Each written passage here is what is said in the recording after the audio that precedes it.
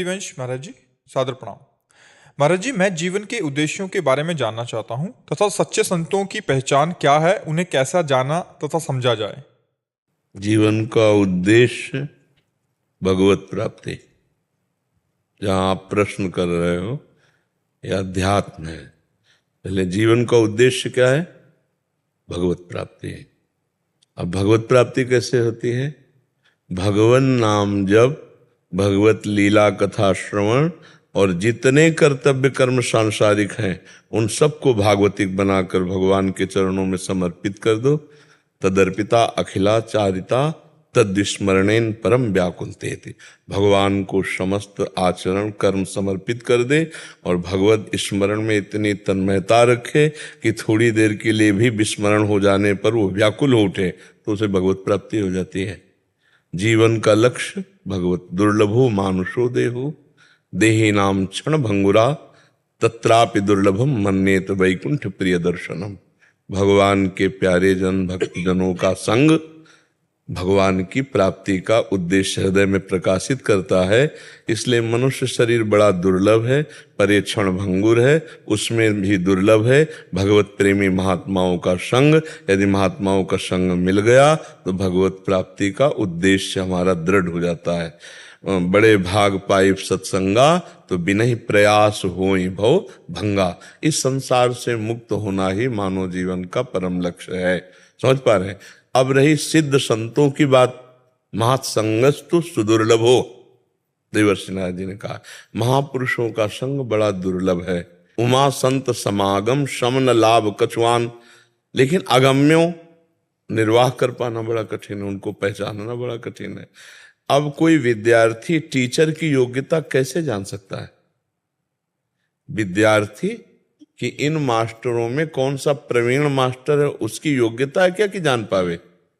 कोई principal teacher की योग्यता जान सकता है, क्योंकि वो ज्यादा पढ़े लिखे पदवी में है, वो जान सकता है। ऐसे ही भगवान या भगवत प्राप्त महात्मा वो जनाना चाहे तो जान सकते हो, नहीं तो बाहरी कोई लक्षण नहीं, बाहरी लक्षणों से जान ही नहीं सकते। स्वई जानई जेहि देहु जनाई, जानत तुम्हें होए जाई। बाहरी लक्षण तो 2 घंटे के लिए 4 घंटे के लिए तो स्वांग किया जा सकता है, लेकिन साधुता कुछ लक्षण शास्त्रों में बाहरी बताए गए हैं। पहला है तितिक्षवा, बहुत सहनशील, जो काम वेग को, क्रोध वेग को, अहंकार के वेग को, मद मान मोह सबके वेग को सह जाए। मात्रा स्पर्शास्तु कौन्तेय शीतोष्ण सुख दुखदा आगमा पायनो अनित्यास्तास्तितिक्षस्व भारत। तितिक्षवा कारुणिका, महान करुणा हृदय में भरी हुई, उसको कैसे जानोगे? बाहरी लक्षणों से थोड़ी जानोगे। पहली पहचान तो है जिनके दर्शन मात्र से हमारे हृदय का परिवर्तन होने लगे। संत दरस जिम पातक तरह पहला, और दूसरा कहीं संभाषण हो जाए तो जीवन का परिवर्तन हो जाए। जिनके देखने से ऐसा लगता है मैंने देखा तो पहली बार है, लेकिन ऐसा लगता है बहुत बार देख चुका हूं, ये अपने हैं। और जिनके समीप बैठने से दर्पण की तरह अपने दोष दिखाई देने लगे और मन में संकल्प बनने लगा आज से पाप नहीं करूंगा, आज से बिना उपदेश के अंदर आने लगेगा आज से गलती नहीं करूंगा। संत समागम सीधे दुर्गुणों का त्याग कराकर भगवत प्राप्ति के लिए। कुछ बाहरी ऐसे लक्षण हैं जिनसे हम संतों को पहचानने की चेष्टा करते हैं, बकाया वास्तुता स्थिति प्रज्ञ ही स्थिति प्रज्ञ को पहचान सकता है, दूसरा नहीं। महाराज जी, कुछ ऐसे लक्षण जिसमें हम जैसे मतलब जिनको इतना ज्ञान नहीं है वो थोड़ा पहचान पाएंगे। हाँ, सबसे भूषा में तो पाखंड भी तो है ना। आज की चर्चा में नहीं सुना, पाखंड भी तो है ना।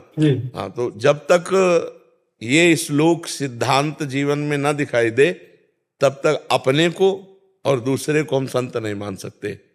15वां अध्याय गीता जी का जो श्लोक है, निर्माण मोहा जित संग दोषा अध्यात्म नित्या विनिवृत्त कामा द्वंद्वैर विमुक्ता सुख दुख संगै गच्छन्त मूढ़ा पदम अव्ययम तत्। जिसके अंदर मान नष्ट हो गया है, सबहि मान प्रद आप अमानी। मान नहीं है तो अहम मूल होता है मान का, जिसका अहंकार नष्ट हो गया है, और मोह नहीं है जिससे किसी से, जो ममता रहित है। अद्वेष्टा सर्वभूतानाम मैत्रः करुण एव च निर्ममो निरहंकारा सम दुखा सुखा क्षमे। किसी से भी द्वेष नहीं है, किसी से भी राग नहीं है, सबसे प्यार है पर ममता किसी से नहीं, सबकी सेवा है पर अहंकार नहीं। निर्माण अमोहा, मान रहित और मोह रहित। और जित संग दोषा, हर भोग विलासिता उसके पास है, लेकिन उसका मन किसी भोग के भोगने में बिल्कुल राजी नहीं है। जो संग दोष रहित है, किसी भी तरह के विषय, व्यक्ति, वस्तु, स्थान का प्रभाव उसके ऊपर नहीं पड़ता है, वो संग दोष रहित है, क्योंकि वो आत्म स्वरूप में स्थित है। अध्यात्म नित्या आत्म स्वरूप में स्थित है। विनिवृत्त कामा, जिसकी सारी कामनाएं निवृत्त हो चुकी हैं, कोई कामना नहीं। द्वंद्व विमुक्ता, जो मान अपमान, सुख दुख, लाभ हानि, जय पराजय, इन द्वंद्वों से जो विजय प्राप्त कर चुका है, सुख दुख में जिसका समान भाव है, वो परम पद को प्राप्त, भगवत प्राप्त महात्मा है। अगर ये नहीं तो अभी साधक हो सकता है, भगवत मार्ग में चलने का प्रयास कर सकता है, पर वो सिद्ध महापुरुष नहीं है। और ये तो बाहरी बातें हैं, और भगवान जना दे तो जान जाए, नहीं तो महापुरुषों को जानना बड़ा कठिन है। संतों की कुछ ऐसी बाहरी चेष्टाएं भी होती हैं जिनसे आप जान ही नहीं सकते संत हैं। इसीलिए पाखंड का वो जोर, बहुत जोर से प्रवेश हो गया, क्योंकि छुप जाता है ना। जैसे मठा में कितना पानी मिला लो, नहीं, दूध में कितना पानी मिला लो, अब वो अंदर क्या चिंतन चला तुम्हें क्या पता चले। संत वेश का नाटक भी तो किया जा सकता है, थोड़ी देर रोया जा सकता है, थोड़ी देर ऐसे किया जा सकता है, लेकिन ये संत का केवल इतना ही लक्षण नहीं है। उसकी तो लक्षण की प्रवृत्ति ये है कि ब्रह्मादिक के भोग सब विषम लागत ताई। किसी भी भोग में रुपया, पैसा, भोग सामग्री, मान, प्रतिष्ठा, यही तो प्रपंच है। अगर तीन का त्यागी नहीं तो महात्मा नहीं। कंचन, कामिनी, कीर्ति। अब कंचन का त्यागी कामना धन की करे और बाहरी त्याग दिखावे तो भी उसे नहीं कहते। अंदर से राग नहीं किसी वस्तु में। चक्रवर्ती सम्राट महाराज अम्बरीश और त्यागी महात्मा दुर्वासा जी, लेकिन अम्बरीश जी के त्याग के आगे दुर्वासा जी का त्याग बहुत लघु है। और दूब का घस करके उसका रस पीते हैं, दूर्वा रस, और वलकल की लंगूटी लगाते हैं। और एक है चक्रवर्ती सम्राट है, नवीन रानियां है, पूरा राजमहल वैभव सब है। त्यागी कौन है इन दो में? अम्बरीश जी। क्योंकि अम्बरीश जी सर्वस्व भगवान को अर्पित किए निरंतर भजन में, और वो तप को ग्रहण किए हुए हैं। मैं तपस्वी, तभी तो प्रयोग किया कृत्या का। अम्बरीश जी हाथ जोड़े खड़े हैं, भगवान का सुदर्शन चक्र दुर्वासा जी के पीछे दो। महात्मा को समझने में अगर हम वहां दृष्टि लगाएं तो दुर्वासा जी महात्मा है, अम्बरीश एक गृहस्थ राजा है, लेकिन गलत हो गया, दुर्वासा जी महात्मा है। ये हमारा बाहरी दर्शन है। और अम्बरीश जी कितने बड़े महात्मा है, स्वयं दुर्वासा जी बोले बाद में, बोले आज मैंने देख लिया भगवान के भक्तों की महिमा। चरणों में गिरे दुर्वासा जी, कहा मैंने देख लिया भगवान के भक्त। और अम्बरीश जी कितने बड़े महात्मा हैं कि उन्होंने कहा अपने जीवन का अगर जो भी साधन भजन हमारे से बना वो सब दुर्वासा जी को प्रदान करते हैं। और हे सुदर्शन चक्र आप शांत, यही संत की महिमा। कैसे जाना जाए, एक चक्रवर्ती सम्राट है और एक विरक्त महात्मा, कैसे जाना जाए कि इनमें से बहुत हो सकता है पैंट शर्ट में महात्मा हो, और हो सकता है महात्मा के वेश में काले नेमी हो। ऐसा भी हो सकता है, नहीं हो सकता। देखो विभीषण जी की कोई वेश भागवतिक तो नहीं, लेकिन भगवान कह रहे तुम सारीखे संत प्रिय मोरे, धरऊं देह नहीं आन निहोरे।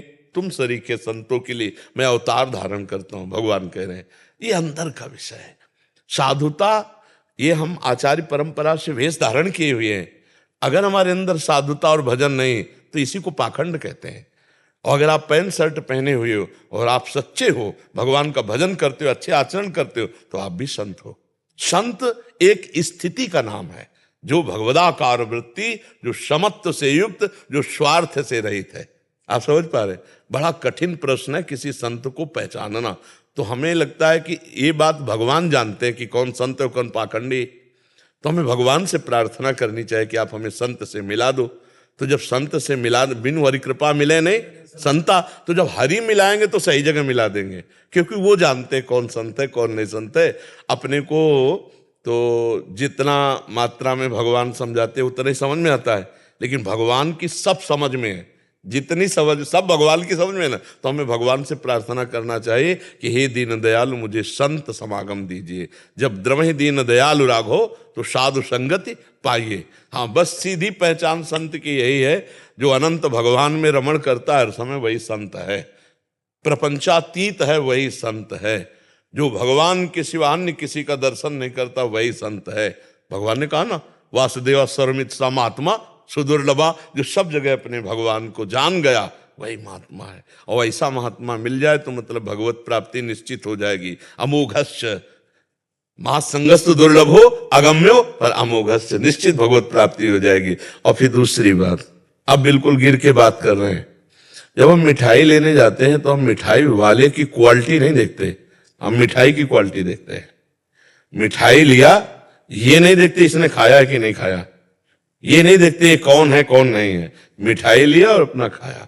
ऐसे ही हम संत समागम में जाएं तो जो हमको अच्छी बात मिले वो हम धारण कर लें तो हमारा हृदय ठीक हो जाएगा। और अगर हम चेकिंग में लगे तो हमारा हृदय गलत हो जाएगा, लगेगा पता नहीं साधु है कि पाखंडी है, ये क्या है क्या है, तो हम ले नहीं पाएंगे और हमारा कल्याण नहीं हो पाएगा। तो जहां हमें गुरु वचन सुनाई दे, संत वचन सुनाई दे, गुरु वाणी सुनाई दे, शास्त्र सुनाई दे, हमें वो शब्द पकड़ लेना है और अपने परमार्थ को पुष्ट करना है। तो संत मिले ना मिले आप संत बन जाओगे, और आप संत बन जाओगे तो आपकी दृष्टि में कोई असंत दिखाई नहीं देगा, तब संत का दर्शन होगा। स्वयं संत बना हुआ ही संत दर्शन कर सकता है, और अगर स्वयं में संत नहीं तो फिर संत दर्शन नहीं हो सकता। उसको नाटक दिखाई देगा, उसको पाखंड दिखाई देगा, उसको दोष दिखाई देगा। समझ पा रहे आप? चश्मा हमारा जैसा होता है वैसे ही दर्शन होता है। तो हमें चाहिए, हमें संतों की बात सुन लें, शास्त्रों की बात सुन ले और उसे अपने जीवन में उतारे। वो उतारा है कि नहीं वो तो वो जाने,